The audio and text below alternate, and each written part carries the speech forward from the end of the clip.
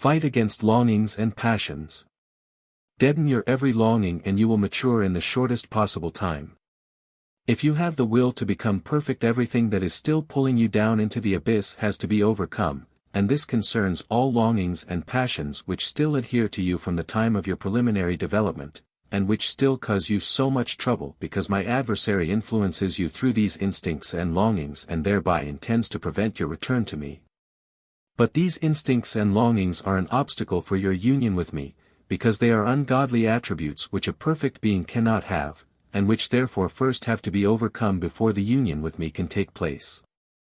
The human being has to fight against every craving for material things, for this always involves a greed to own something which belongs to my adversary's realm, which therefore merely serves to satisfy the senses, regardless of what it is. As soon as a person's physical senses delight in it, they are longings which find earthly fulfilment. This includes everything that provides the person with a sense of physical well-being, if it is actively pursued by the person himself and therefore lacks the foundation for spiritual endeavour, the realisation that all earthly things are transient. I will also endow people with earthly possessions, and their earthly life, too, will be blessed and offer them everything, and that in abundance, as soon as I recognize their spiritual aspiration, as soon as their love applies to me, and I am their first goal.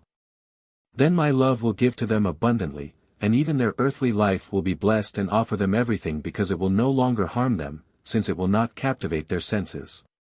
However, as soon as a human being still has a powerful desire for earthly pleasures, possessions and stimulation, he has to fight it, for these longings are my adversary's weapon which frequently help him to be victorious.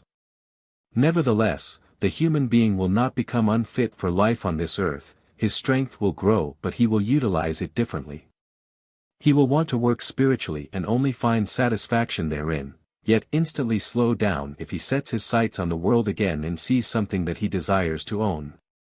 This is why the kingdom of heaven suffers violence and the violent take it by force. Earth is the kingdom of the fallen spirits, it is my adversary's realm. Anyone who seriously thinks about this will also know that everything desirable in the material world always requires the payment of tribute to him, and that everyone who pays this tribute also belongs to him. He will also know that there cannot be any compromises between myself and him, that I want you completely, and that a human being who still has his eye on my adversary's kingdom will hardly reach me. You should not allow yourselves to be captivated by the world. You have to exercise self-control with the things that still appear desirable to you, and you then seriously have to suppress your cravings for them. You ought not to give in to them, but you may enjoy without reservations what I bestow upon you myself. You may be pleased with what you receive without having greedily aspired for it, what my love gives to you because you belong to me, because you have recognized the purpose of earthly life and are now willing to be of service to me. But be content with it and stifle every arising craving, and always recognize in it a trap set by my adversary to win you back for himself.